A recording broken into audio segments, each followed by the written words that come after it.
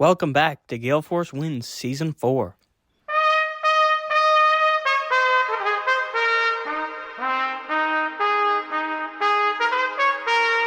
The Gale Force Wins podcast is proudly sponsored by the Newfoundland and Labrador Construction Association. The NLCA provides unparalleled opportunities for its members through industry education, construction information, government advocacy, and networking events. The NLCA is building Newfoundland and Labrador. For more information, visit nlca.ca. And welcome to another edition of Gale Force Wins. I'm Alan Dale. With me, as always, is my good buddy from the East End of St. John's, Jerry Carew. How are you, Jerry? Well, you know what? I'm doing really well. It's the new year. We're into 2024, Season 4. And frankly, Alan, we've done a majority over the last 2.5 years in person. I kind of like coming back to the virtual meeting like this. Not to say I don't want to see Emo in person, but I do like this, how we created this when we started. You know, it still works for us once in a while. This is coming back to our roots. This is fantastic. Well, listen, it's great to be back at it and in conversation. So, wonderful guest here today. We're going to go in cold here. We don't know much about you, and we can't wait to find out all the cool and exciting things that you're doing in the moment, what you're most excited about. But let's start right from the very beginning. So, Emo, why don't you go ahead and introduce yourself? Yes, I'm Emo Ikede. I've been in Canada for over 30 years. I own EjiTech. And my biggest joy actually is just helping people succeed. It's what I do, and I've been able to build a business around that. And it's a fun way to wake up in the morning and just go out and help somebody get to the next level. There's nothing better than waking up in the morning and knowing that you're going to help somebody that day, and even better, going to sleep at night knowing that you did. Take us right back, Emo, to kind of where you were born, where you grew up, how you grew up. What were those big influencers in your life to get you to where you are now? So I grew up in Nigeria. I'm a child of university professors. And so education was always a big thing for me. And I grew up seeing my dad. My dad was one of the first veterinarians in the country. And he, when he went to school, because of his marks, was able to get, I guess, funding and a whole bunch of things like that. And he passed it on to his cousins and brothers and relatives. So in my family alone, there are a whole bunch of veterinarians who just followed in line because my dad paved the way for them. And so I grew up with seeing my parents help people to move up. So they learn something and then they pull people up with them. And so that's the legacy that they left for me. My parents are still alive and they still do it till today. And so for me, it's just a regular path to go out and, as an immigrant here, I remember what it was like when I first came to Canada and some of the hurdles I had to try to overcome. And so my goal now, actually, I did a video where I had 16 things I wanted to do in 2024. And one of them is just helping new people coming in to smoothen the road from getting to, oh my goodness, I just came to Canada, it's cold, what's going on, to, wow, I have a business, I have a job, and things are working out well. Now, I've been fortunate enough, again, to be very connected. Because for me, a big thing is just, I believe that you are as big as your network. Actually, you're bigger than your network. And so I spent a lot of the 30 years building, I guess back in the day they had Rolodexes, but building my portfolio of people in my network. So it's fun to pick up the phone and call somebody and say, could you talk to this newcomer? I believe they have the skills that you need. So it's been great to help build the community or make things better than when I came here. And I remember I did a talk somewhere and I said, I want my tombstone to say, here's a guy who helped people, right? It's not about money. It's not about whatever. I'm good enough now. I'm taken care of financially, but that's not the point. It's how many people did I help, And I guess I'll talk about this a little later in this podcast. But I remember in 2018, 2019, when one of the books that I wrote that was a bestseller for a while, I decided I was going to give it away for free. So I wanted to give away 9,000 copies for free. It was on how to help students save money while going through college. I am debt-free. My parents are debt-free. I don't know what a car payment is like. Anyway, that's another story for that conversation. But I think that everybody deserves a chance to learn the information they need so they could do the same for themselves. Because I think when you have somebody who understands finances or personal finance, it becomes generational. You know, their kids learn, and their kids learn, you know, and it goes on like that. So I've published 6 books to date, but that was the first one I did. And that's the one that it's been fun to give away. And in fact, I've made more money giving it away than when it was sale on Amazon and all. But I guess one of the last things I would talk about anyway will be just what happens when you give. And when you see that happen over and over again, you just don't think about it. You just give because you know it's the right thing to do. And funny enough, it comes back many times over. So very true. So very true. I love that you measure your success by how many people you can help along the way. That's very noble indeed. Mom and dad sound like very interesting people. Gave you a solid foundation from where to step off. Brothers and sisters, any of those in the mix? Yes, I do. Actually, we're all in Canada, and they're all doing very well, from being aviation medical practitioners to computer scientists to board of directors of banks and also all the kids. It was a great move for us coming over here. Everybody's doing well. So Canada has been a blessing for us, and I think the best we can do, the least we can do, is bless others. Right. So the things I have learned, the skills I have, I've been fortunate enough to have an MBA. I'm also a project management professional. I'm crazy about IT, and I'm crazy about business. So I'm able to take all those things. And when you find a small business that's very good at doing X, but doesn't understand marketing or doesn't understand technology, I'm able to step in and help them bridge that gap. So it's been fun to share knowledge, and YouTube has been a great platform to start doing that so people can get information. And it's not a case of money stopping them from getting information to help them grow. Emo, when did your family make the move to Canada? How old were you then? I was 21 when I moved to Canada. Okay. Yeah. Tell me about those early days back in Nigeria. What were you into in sports? What were some big motivators in your life? Well, I played tennis. I still do. I still play tennis now. Funny enough, my dad still plays tennis. My dad's in the 80s and he still plays tennis 3 times a week. You know, my mom plays pickleball. My mom was an athlete and runs. My sister was an athlete. I think she was one of the top sprinters in university. Her daughter is a sprinter in Manitoba. My daughter is a sprinter also. So we've all been into sports, and it's played a big role in just keeping us healthy, I guess, and keeping us young. And I think there's a big benefit to moving all the time, and we all know that anyway. Any other big motivators in your life other than sports back home before you came? Motivators in terms of for business or just for life generally? In life, what were the kind of things that when in your early years, your teenage years, that were inspiring you? What was going on in your life back then? Right. So as a kid, I always wanted to be an inventor. So I remember back in the day, my parents made me, it was kind of like maybe a 2x4 type box. And I called it my box of inventions, and I put inventions there. So I would write inventions in my book and say one day I'll create them, or I'll do that. So going in to become a systems engineer kind of helped me a little bit with that. And going into IT enables me to play around with ideas.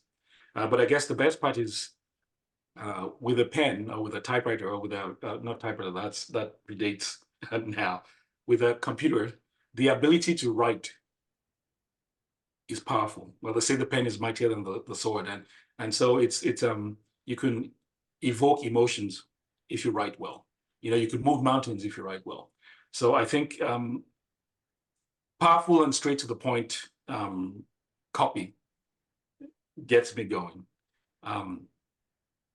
Talking about Canadian influences, I remember having a manager who just kind of taught me that it doesn't matter how much money you make, we're all the same, right? And it was just that confidence in just going out there and saying, you know what, we're the same, and we'll do it. The money comes and goes, but we're all the same. And when you have that behind you can walk into any situation and talk to anyone. So for example, I did a conference, the first conference I did was in 2014. And I just walked into companies and said, I'm doing a conference and here's how it's going to benefit you. I had no appointment and all of them showed up, right? So my batting average in person is very high. And again, it's because I believe we're just all the same. It doesn't matter how much money you have, and money is the funny thing. You could have, $1 million of it tomorrow and you could have 10 of it the next day after, right? But we're all the same. Yeah, we are. We are all the same indeed. When you first made your trip over to Canada, tell me about those early days, what the experience was like, leaving your home country, leaving everything that was there and setting up in this foreign, cold place. Tell me about that. So I remember when I left the country, it was in January. It was probably about almost 30 degrees when I left. And when I got to Charlottetown, it was minus 21. I remember being in Amsterdam, having a jacket, which I thought was a thick winter jacket. Now I know that's just a fall jacket, right? So if you've ever watched the movie Cool Runnings, when the Jamaicans step out of the plane, that's almost exactly what it was like for me stepping out of the plane in PEI into this cold, sideways blowing wind, right? And PEI in the 90s, I think there were only about 6 Black families. So I'll go to the mall, I'll be the only Black person there. I used to be very shy as a kid. And then into university, I grew that. And then when I came to Canada, it was almost kind of like a reset because suddenly it wasn't coming on vacation, it was coming here to stay and understanding I was a minority. And I came from being a majority. So it took a little adjusting too, but I've gone back to the same, I'll talk to anyone. I'm the guy who will be at Costco and I'll talk to the person behind me, ask them questions about things. And I would only stop if they give me an inclination that I don't want conversation. But most people seem to be open to that. I'm the guy at the airport who would put his phone away and make conversation. I think the art of conversation is dying, unfortunately, because of the way we communicate now. But I still think the spoils of the war goes to those who can shake hands, talk to people, and meet in person when possible. And that's what I teach when I'm at the universities. I'm also I had a role as a professional in residence at St. Mary's University here, and my job was to help entrepreneurial students, work with their business and give them ideas on business and all. And so I still work with them till today, doing that, and it's fun to see energetic youth that believe anything is possible, because anything is possible. It just depends on what box you tend to think in, right? So Yeah, 100%. Emo, it's one thing to leave Nigeria and go to Chicago, New York, Paris, London, even Toronto. yeah. But it's another thing to land in Charlottetown, Prince Edward Island in the 90s. Life was different. Tell me about that experience. So I told you my dad's a veterinarian, and so he was the dean of the vet school in PEI. So that was what brought me to join my family after university. So that was you want to say the home base away from home, right? So I was there for about 2 years before I moved to Halifax, and I haven't left here since. I love Halifax, Nova Scotia, because it's not too big, but you have all the features you would get in a bigger center without the population. And I find it's very easy to run as fast or as slow as you want in Nova Scotia. It's up to you. So I believe I could do anything here, and I do anything here. And it's fun to wake up I get up early in the morning. I'm up between 4 and 5, do my best work then, and come up with some idea and implement it before 6 o'clock. Yeah, right. So I could do that. I could do that here, and it's just the things I do are just as big as whatever I can imagine, and I believe that I try things, I learn as I go, I fail at some things, I learn from my failures, and I keep on going, and I think that not being afraid to fail has been one of the biggest blessings that I've had, because the first time you ride a bike, you fall. If you stop because you fall, then you never learn how to ride. And I have a number of businesses that run, and my big thing is to be able to build things that are passive. So build things that can run when I'm not there. The good thing about publishing books is books could be bought in Japan as we're talking now. I don't have to do anything. Amazon or PayHip, all the places I have them take care of that. You have digital assets. People could be watching your YouTube video now. You don't have to do anything. It's still doing its thing in the background. So I'm very fascinated by that. And so I try to build things that can work on that one-to-many scale. And fortunately enough, St. Mary's University equipped me with the MBA to understand how to go through those, navigate those waters and do fantastic things with that. Right. Emo, Emo, sorry, Alan, I just want to jump back to something that you said, Emo. You said you were very shy as a kid. Yes. Talk a little bit about, because you're obviously not shy now. Talk a little bit Yes. about that transformation, because I know there'll be lots of people watching this, some of the younger people who are shy and trying to Right. figure out how to come out of their shell. Talk a little bit about that.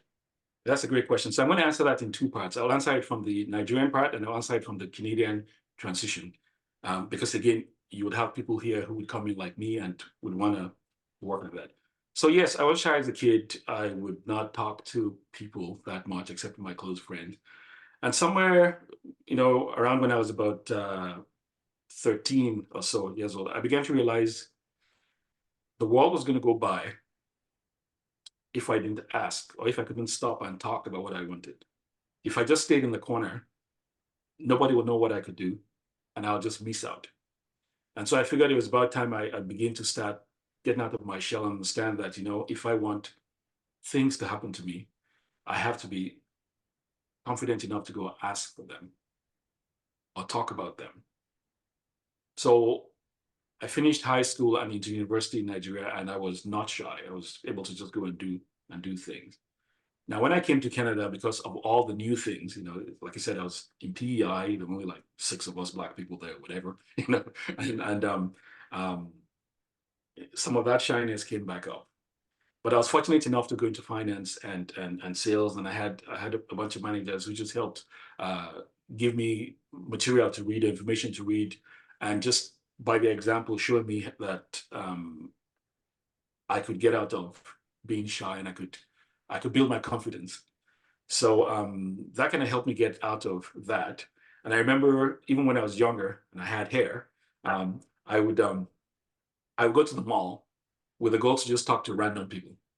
And I'll talk to random people for 30 minutes. And they could be old, they could be young. And I had learned how to get a topic that is important to them and talk about it and ask the right questions so they keep talking. So that's open-ended questions to get them speaking. So that I learned that skill back from my finance days. This was in the 90s, and it's paid dividends because now I could see anyone and I could make conversation with them. Now to talk about how when the little shy, I call it the shy monster, comes back in. When I first wanted to start making videos, I had set a date to start. And then I remember that date came and passed, and I didn't start. And then I thought, you know what? It's because I don't have a good camera. So I went and got a good camera, and time passed, and I still did not start. And then I said, well, you know what? It's because I don't have lights. I only deal with daylight. So I went and bought all my big lights, and I still didn't start. And I realized that was because in the beginning, I kind of thought, well, how about my accent? What will that be like? How will what I'm doing compare to those who have been doing it for a while and look at their 4K production? Who am I to go out and start? And then when I realized that was what was holding me back, I just started, and I haven't looked back since, right? But I think sometimes maybe the lesson in this is sometimes what we think on the surface is the problem or the issue is not the issue. It was not the equipment. It was not the lights. It was the fact that I had to get my head focused around the fact that I just had to go and do it, right? And it didn't matter what anyone said. I just have to go out and do it, And so that I tell my clients, because some of my clients come from other countries, and they go, well, I'm from Egypt, or I'm from whatever, I have an accent. And I go, just if the information you have is going to help somebody solve a problem, nobody cares what your accent is, right? So if somebody listened to you and made bank because they listened to you, they don't care, right? Yeah. But it takes a while for people to get over that, especially when they come here and they feel like they're a minority and they think they sound different. The truth is everybody has an accent, right? What a great what a great answer to Jerry's question. And you're right. The first step in anything is often the hardest step. And once you get out of your own way and start moving down that path, things tend to come on. Does imposter syndrome ever enter into your mind and say, I shouldn't be doing this, I'm not good enough? Does that ever enter your mind? Like I said, it did back then. It doesn't come in anymore now because there are quite a number of things which I've done now that society and industry has rewarded me far more than I would have expected. So I couldn't be an imposter to get those rewards from them. Right. In terms of the access it's given me, the places we have spoken, the people who I reach, and even what they pay for what I do. So no, I don't feel like an imposter anymore. And I understand completely what I have. I understand the skill set that I have, from education to my business background. I've had my company, EjiTech, since 2002. And there's a story around that, which if we have time, I might tell how I started the company. We have the whole internet, Emo. Tell that story. Okay. So I started EjiTech in 2002 because I was working for a company at the time that had said, the president of the company had said, Emo, apply for this position, right? So there's a position that was one position level or two position levels ahead of mine. And I initially didn't want to, but they said I should. And so I did. But last minute, it was given to somebody else. And I remember I was on a flight, funny enough, to Newfoundland. And during those 2 hours, I kind of thought about what all of that meant. And I thought, I need to start something that nobody else could take away from me, right? So that was how I started EjiTech in 2002. It was originally a purely IT company. I had a crew that went out and did work for small businesses and individuals at home. And then in 2008, I started writing about finance, because 2008, again, my wife and I had no debt. We don't know what a car payment looks like and all that stuff. So I was writing about some of what we used to do or what we did to get there. And then it became a blog. And so I pivoted the business around to, it was just more fun trying to help people solve personal finance problems. And it was much more fun helping businesses solve efficiency problems or marketing problems. And so I have some customers who still will call me for IT stuff, but now it's more about personal development or helping businesses grow or helping businesses or people scale. But all of this started from rejection. So that was my response to rejection. I was offered something, it was taken away, and that opened up this idea to start something. And I couldn't imagine my life now without the company, right? It is what helps me, give away copies of the books around the world. It's what helps me help clients all around the world. It's what helps me go to the universities or the schools to help students understand that they have everything they have or they need in themselves if they just believe to be anything they want to be. All of this wouldn't have happened if I wasn't rejected in 2001, right? Emo, I love the way you talk that way about rejection. Previously, you talked about not having a fear of failure, learning from that. So very important, not only in business, but in life, to understand that every little setback that we might encounter, and we all encounter it, that is an opportunity right in front of us to do something different. Some people can't do it though.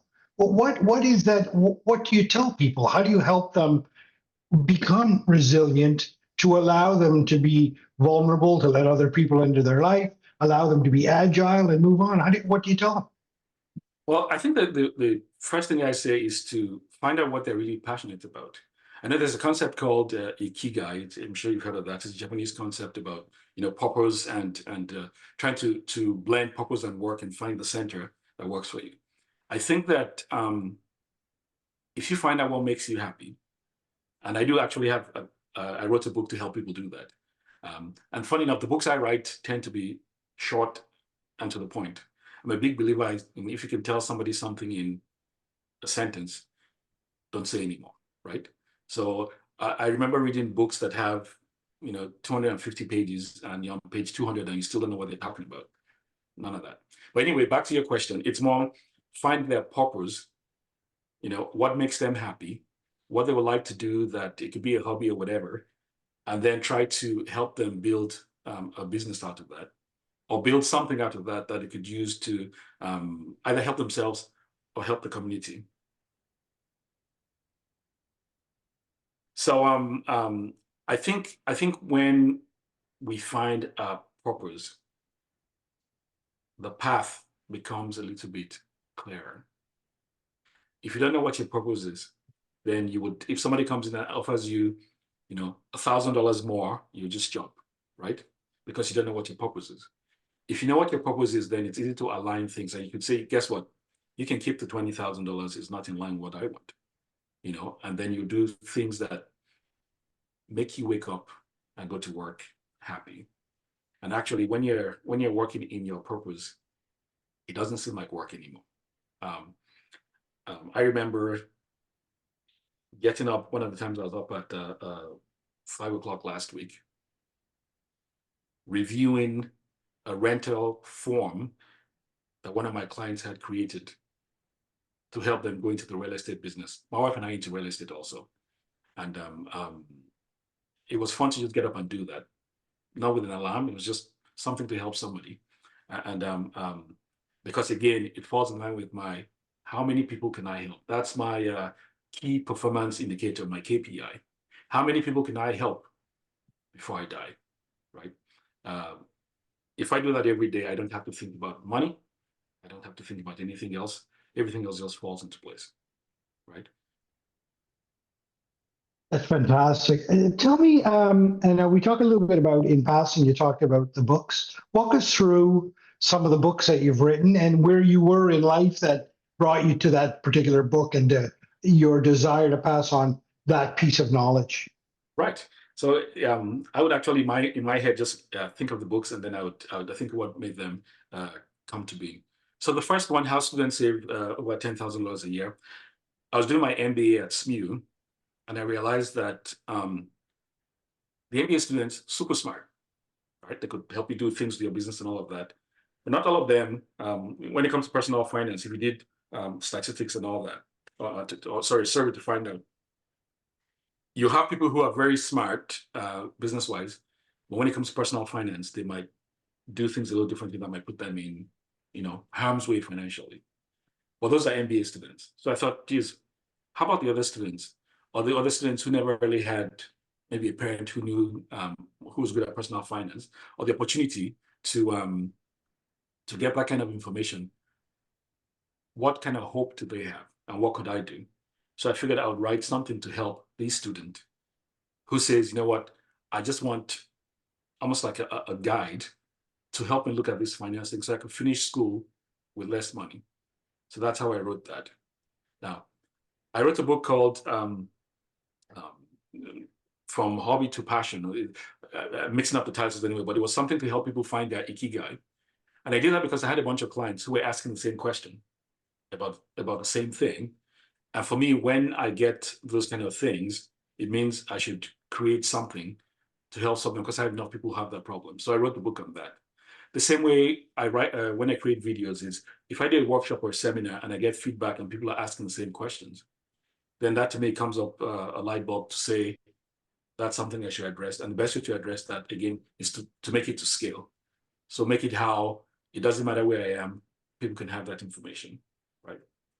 I wrote the book on the Success Journal to help people figure out the different areas in their life and take some time to write about them so they get to understand themselves better and be more successful. I wrote how landlords get great tenants, because we have rental properties and people ask, how do you get tenants? I'll give you something about our tenants. During the pandemic, our tenants did not miss paying rent. They paid throughout the whole pandemic and all, right? So you get good tenants, you treat them right, and they'll treat you right. So I wrote a book, and that book is only 11 pages, right? On how to get great tenants. I renewed my insurance, and I saved about $1,600, and realized I spent so much time asking the different companies the right questions. So I created a questionnaire for that, and I have it as a book. I give that away for free to help people save time on that, right? I had clients ask how to test and improve their business. I had enough people ask that, so I wrote a book about that, right? So that's kind of how I write. It's at the end of the day, I solve problems.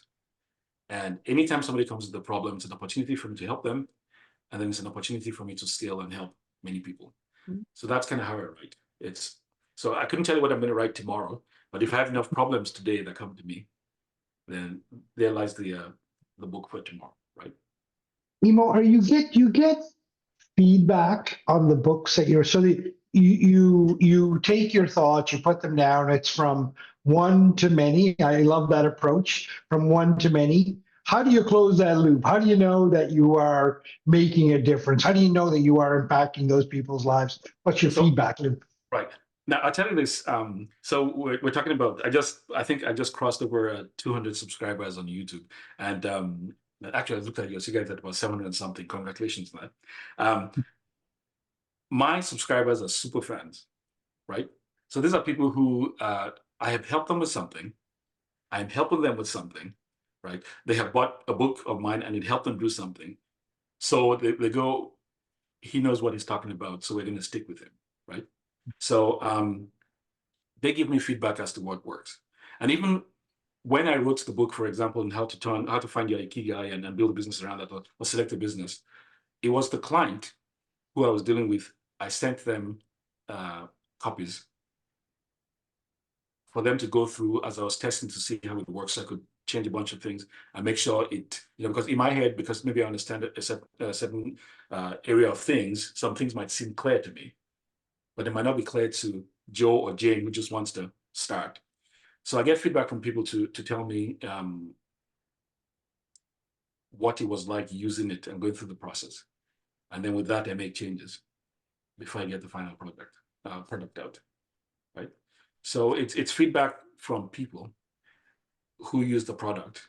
And I ask for feedback because you could think you wrote something and you covered all the bases, and somebody tell you, well, you didn't think of this, right? And so I hear that and then I make changes.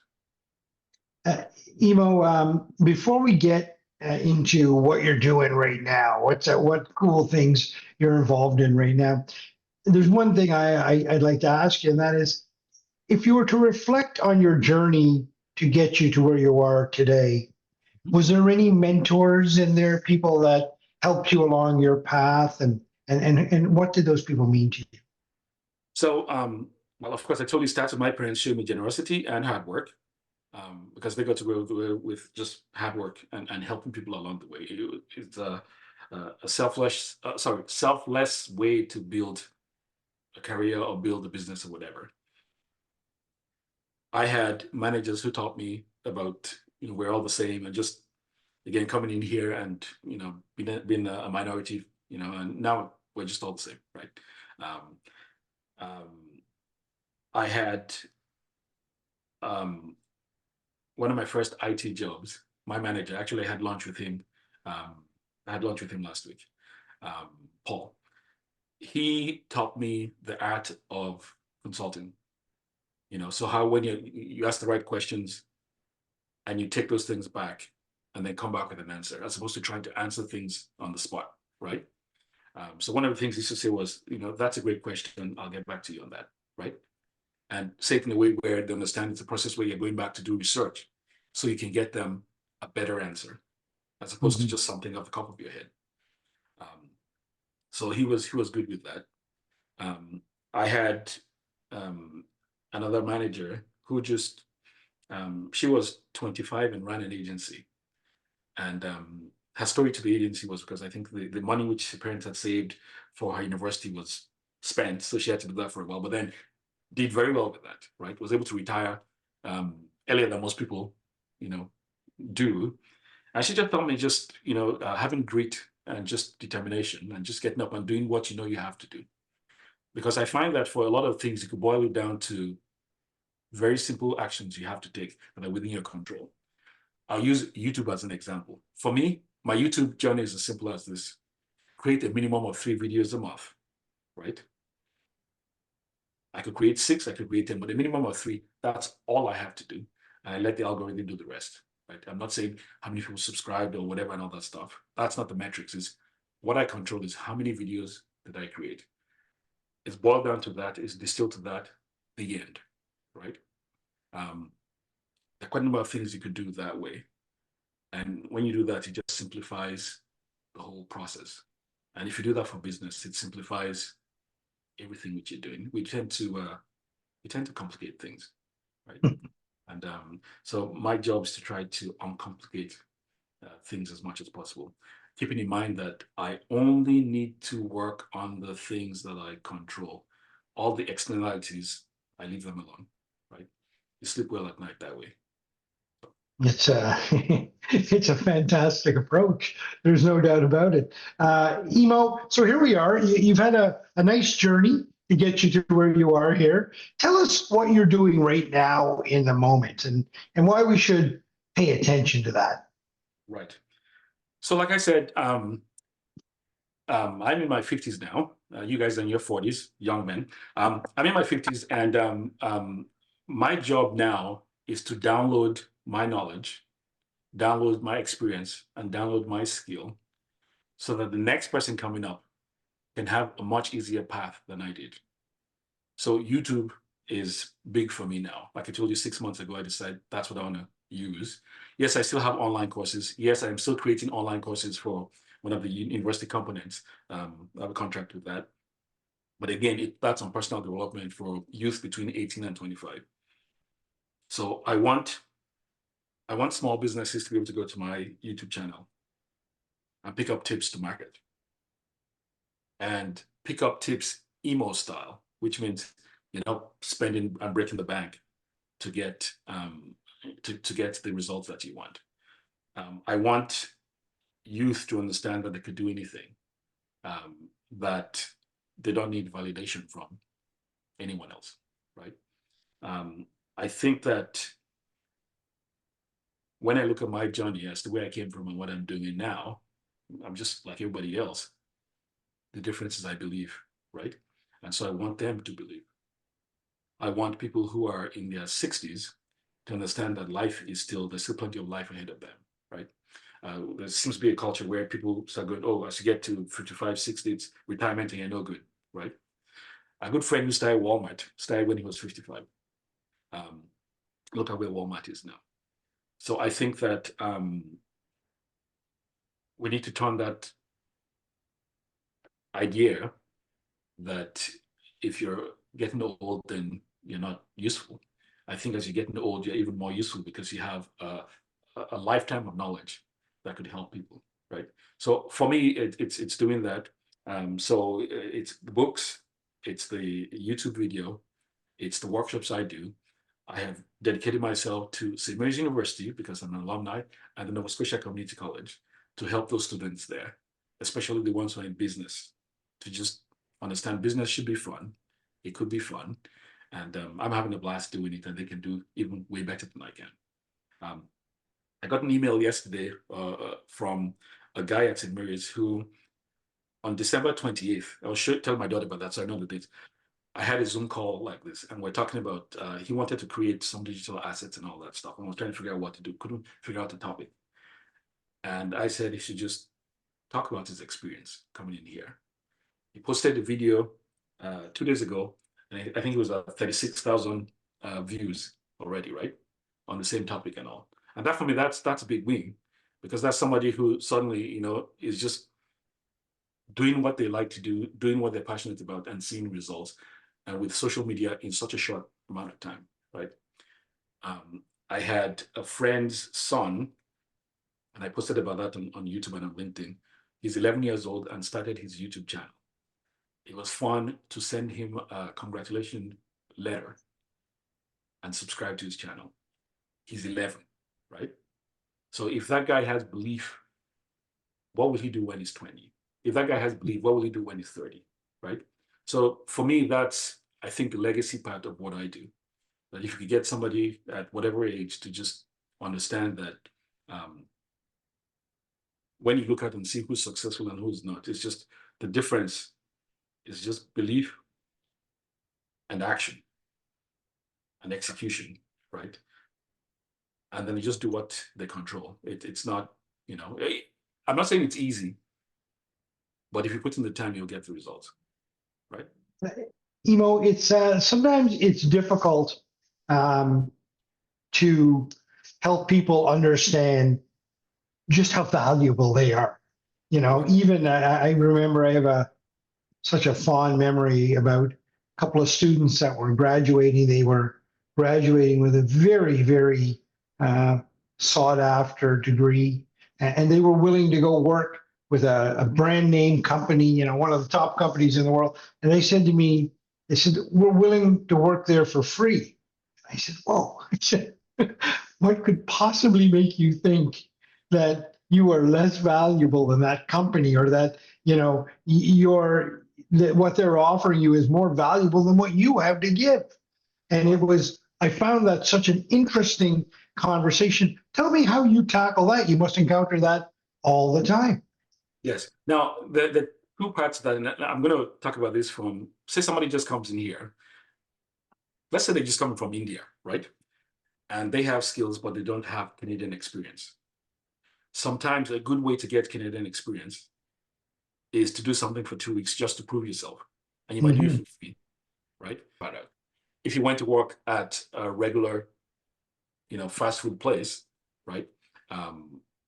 So it's almost like you're sacrificing a month, but then it puts you way ahead because suddenly you have Canadian experience, you have people you can put in your resume, and you have people who understand what you can do. And you give them the opportunity to try you out, right? So sometimes those kind of things happen. So I believe sometimes you have to show, it's almost like you have to show, it's like you give someone the demo model, you know, to see what you can do. But knowing behind your mind that you are still doing that because you're trying to get experience. It's not because you think you are not valuable, right? So maybe that's the switch there. You're doing it because you're trying to get experience, Canadian experience, which you don't have. So what's the fastest way to get that? That's one way to do it, right? So that's what I would say about that. Now, if you already have tons of Canadian experience and all of that, then that's a different kettle of fish. Yeah, right? I love that answer, Emo. I never looked at it from that angle when I was in the conversation, but you're so right. It's you know, to draw another kind of analogy, it's almost like the classic stage work that you do as a young chef, where you work in a kitchen for free just to get the experience from that chef. You're right. The experience is very important. Right. So I think it all boils down to what's the goal of the job, or what's the goal of working for free? If the goal of working for free is just to work for free and you need money, then it doesn't align, right? If the goal is to get experience, then you know you're going to do that for a couple of weeks, a couple of months, and then after that you get feedback, but then you get something else you can add in your resume, which becomes Canadian experience, which is what I teach people who come here and don't have Canadian experience, right? It's a great legacy project, a legacy career that you're building to download this knowledge.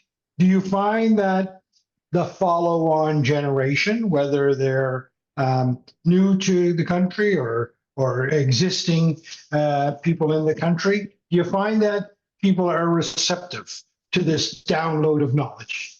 Right. I'm going to say yes, because the right people will take it and run with it. And at the end of the day, I am looking for the people who are ready to receive it, right? So I'm not doing this so that, like I talked about subscribers early on, I want super fans. I want people who understand why, and because of that, they take it and take it seriously. You know, if you have 1 million people who just want to swipe left or right and don't want to do anything with it, that's not worth my time, and it's not worth their time. They should be doing something else. I want the people who feel that learning whatever I'm talking about is going to help them get to where they're trying to go. And so because of that, they're committed to the process. Because at the end of the day, it still takes time and effort to take advantage of whatever information you have to see result.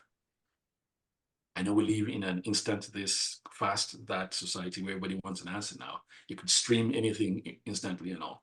But most good things take some time. And when you look at the professional hockey players who are very good, they've been playing since they were 6 and they were getting up at 6 o'clock in the morning, right? If they stayed in bed till 10 and did nothing, they won't be as good as they are. So I know that social media likes to portray overnight success, but there are very, very few overnight successes out there. Most people put in time, and then suddenly, like a snowball, they got into a stage where it was just big enough and it just steamrolled down the hill, and that's what people see, right? But most things take time to get to that point. But when you get to that point, everything becomes easy. And then you get to the point where you have too many opportunities come in and you have to begin to pick and say, you know what, that's great, but I can't do that, right? And which is a good place to be. And where you begin to select, you know, what you do and what you don't do, right? You must find yourself often faced with that decision where it's, gosh, I'd love to do that. It's not the right time for me right now. Talk a little bit about that. Yes. So again, because of the goal that I have for what I want to do, there's some things that, although they are good, they're not the best use of my time. I'll give you some example. I gotten, because of my network and the things which I do, I get invites to join a board of this or a board of that, which in my head, the first thing I think of is meetings, right? And then I go, do those meetings align with my goal of trying to get what I'm trying to get to the most amount of people before I die? If the answer is no, then I have to think hard about if I need to do that, right? And so I've turned down that because, again, a meeting just means I have to go take time to do stuff. And if it doesn't align, and I love picking naps. I love spending time with family. I love playing chess. I love playing tennis.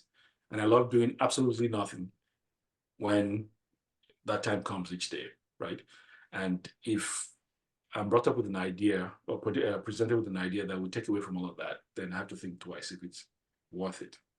Because it's not really about the money anymore. It's about, does it add to legacy? Does it help somebody get to where they want to get to? You know, and if the answer is no, then, you know, I'm not as interested anymore.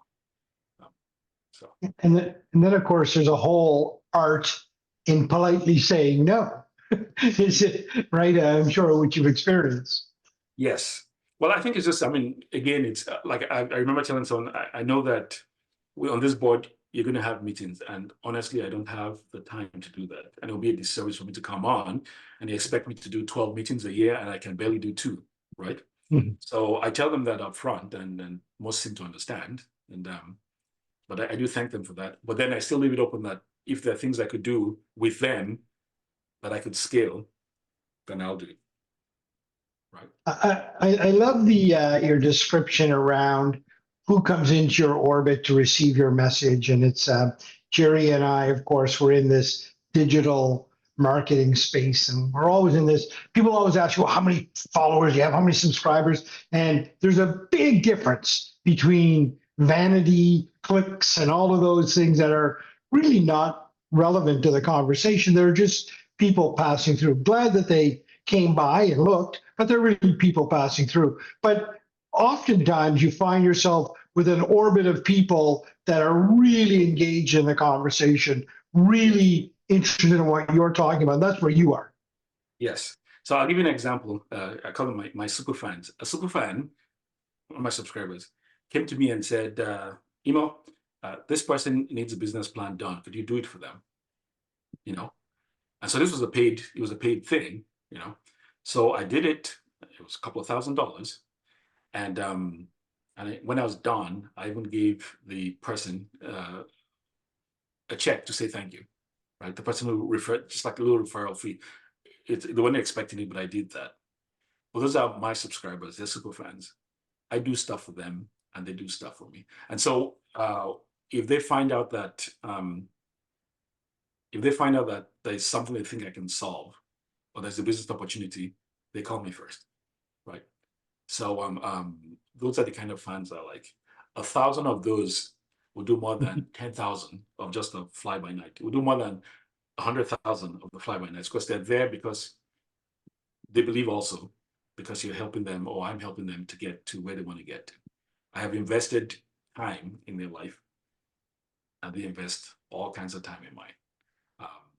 Last 4 contracts I got, I wasn't looking for them. They were brought to me. Mm-hmm. And so I'm big on the whole super fan stuff. Yeah.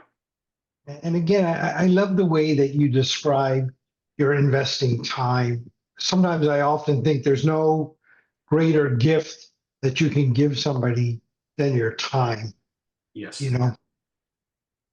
Yes. I mean, you could always say it's very easy to, I can always make more money. I can't make any more time. So I value my time more than the money part, right? And so, and I guess maybe that's a big thing why, like I said, I try to figure out how to leverage time as much as I can in what I do. So that board meeting will take up more time that I'm willing to give. That could be time for me to take my 3-hour nap, which allows me to do things I do. And so time is precious. Money, I could always make money. I can't make any more time, right? Emo, I want to ask this question based on the word leverage. Many of the people that watch this are business people, and they've leveraged debt to actually get where they are. You're debt free. Talk a little bit about that before we go. How do you recommend someone get to be debt free? I think that from the beginning, it has to be something that is important to you, right? So when I stepped into Canada, okay, let me take it back to high school. I went to boarding school, and my parents would give me X amount of dollars to use for 3 months before they came back to visit, right? I never ran out of money. And my nickname in high school was World Bank, because I had money to borrow people or to lend to people, right? But I didn't charge interest. I guess I was young then. I didn't know about interest. I just, so it is very easy to get caught up in stuff. My good marketing friends, the advertisers, do a fantastic job. They have PhD people who are paid big dollars to help us want stuff, right? And so sometimes it's just trying to figure out what exactly do you really need. And, I like houses, so I buy houses. I have a couple of houses. I'm not going to say how many I have here on the call. We'll talk about that offline. But I like houses. I spend money on real estate property. I've never sold any of them, because in Monopoly, if you didn't sell houses, you won. So I've never sold a house, but I have a bunch of them, right? And some of the best, actually not some of the best investments that my wife and I have made.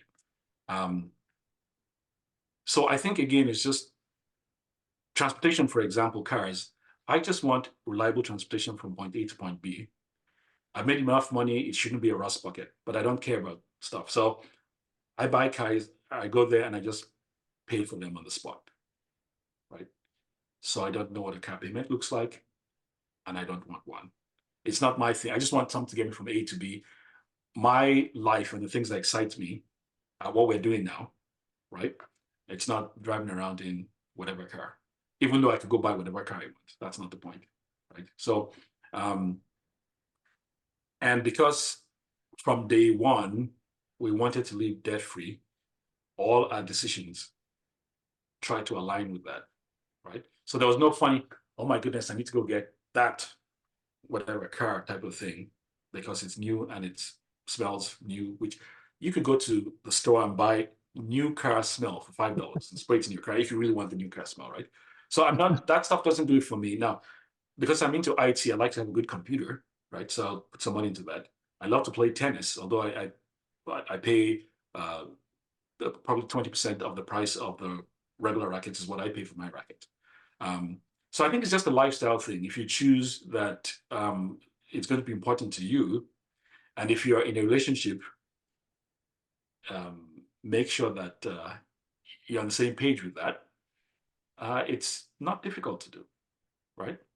But I just, and I'll give you one more stat. I guess I can put this one on the record. I've never had a mortgage for more than 7 years, right? So most things get paid off between 3 to 7 years, right? Actually, 3 to 6 years. Again, because the philosophy is we don't want debt. Everything from how we spend money here, how we do this there, walks in tandem, so this can happen, right? So I don't know if I answered your question, but it's just it has to become a lifestyle where you choose from way back when I want to get the things I need and I want to be debt free. Yeah. And then you go get education or information. You go subscribe to my channel. I talk about all of that there to learn what you need to do.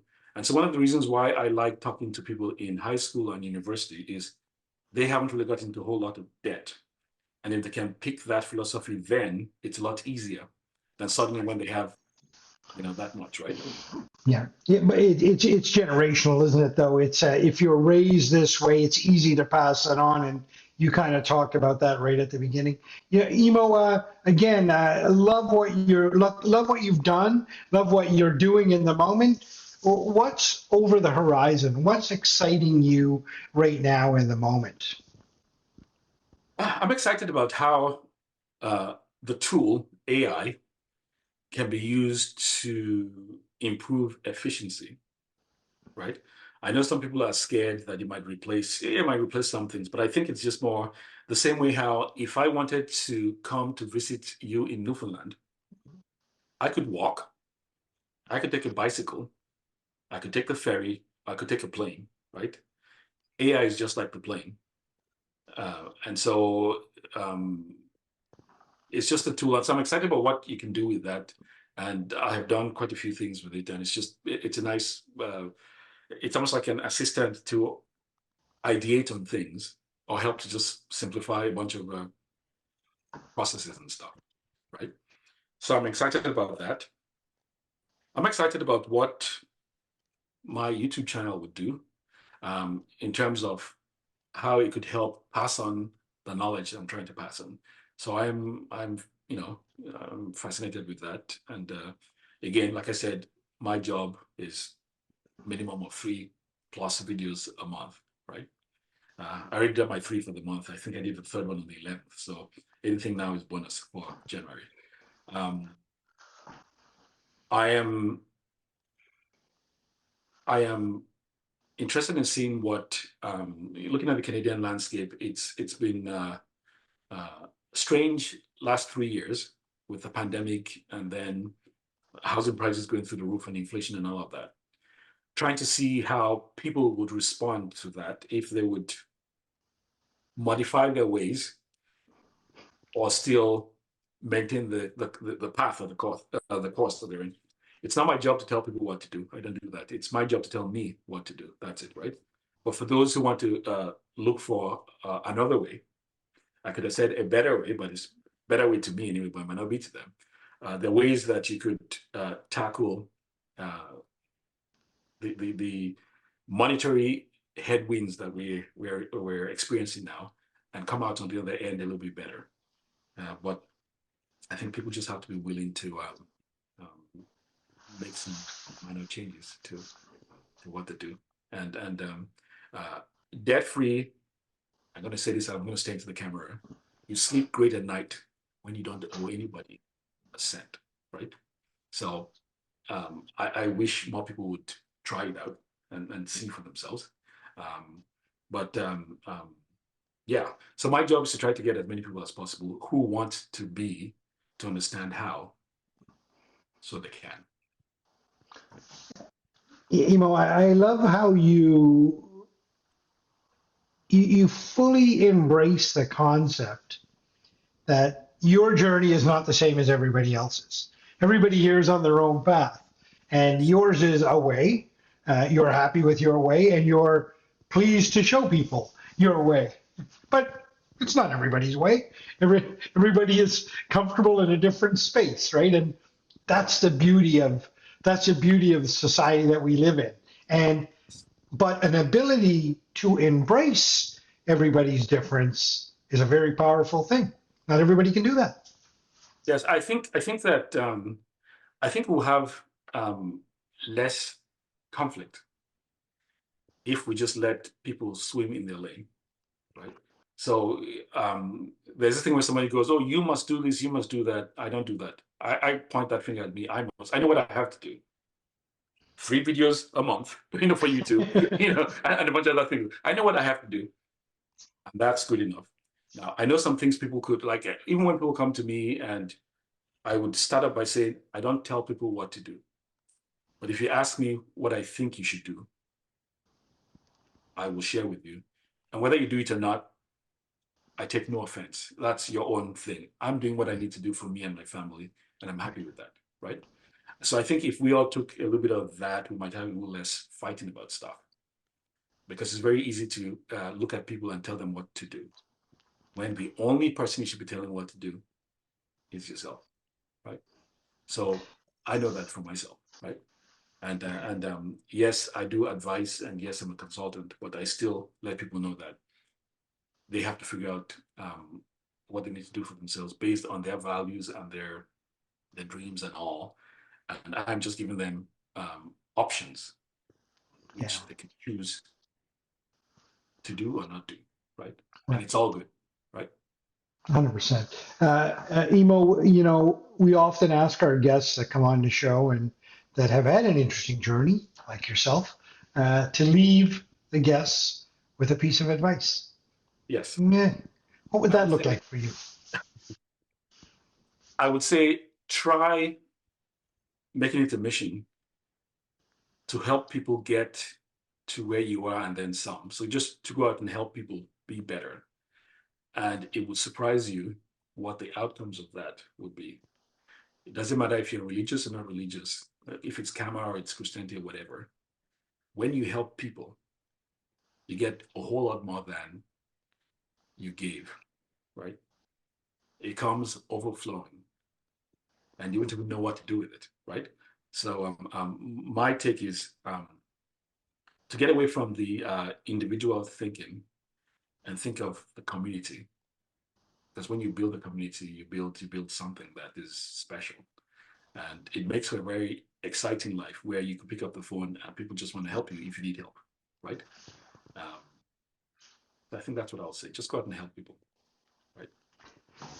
Well, that's wonderful advice, and let's hope people hear that sooner than later and get out there and do exactly that, because you're right. That is very powerful. Jerry, your final thoughts. Well, we've had a lot of guests on Gale Force Wins. We've built the community, Emo, over the last 3 years, into our 4th year now. Congratulations. 900 guests. But you're right. I mean, we're mostly interested, engaged people. This is not about getting to 1 million subscribers.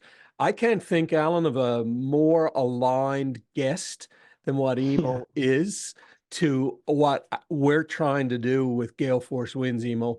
You are just something special, and it gives me an... Well, thank you. I'm going to have to tell my mom that, right? Well, you know what?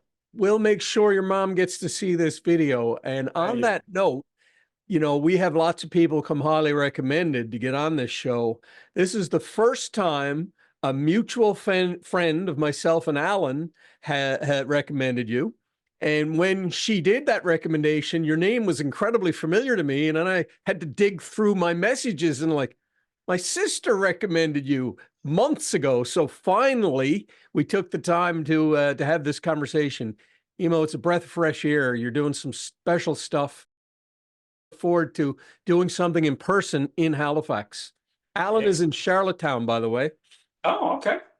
Well, I have a new client in Charlottetown, a restaurateur there, so I might, who knows, I might be over there. So I'll have to swing by and say hi. Yeah. Well, another wonderful edition of Gale Force Wins, and it's always be a pleasure and privilege to be in conversation with somebody that's so inspiring. I too, Emo, like to leave the podcast with my own piece of advice, and there's little doubt that the world needs more Emo Ikede. Thank you, Emo. Thank you very much. Thank you for tuning in to Gale Force Wins. That's Gale Force Wins, WINS.com.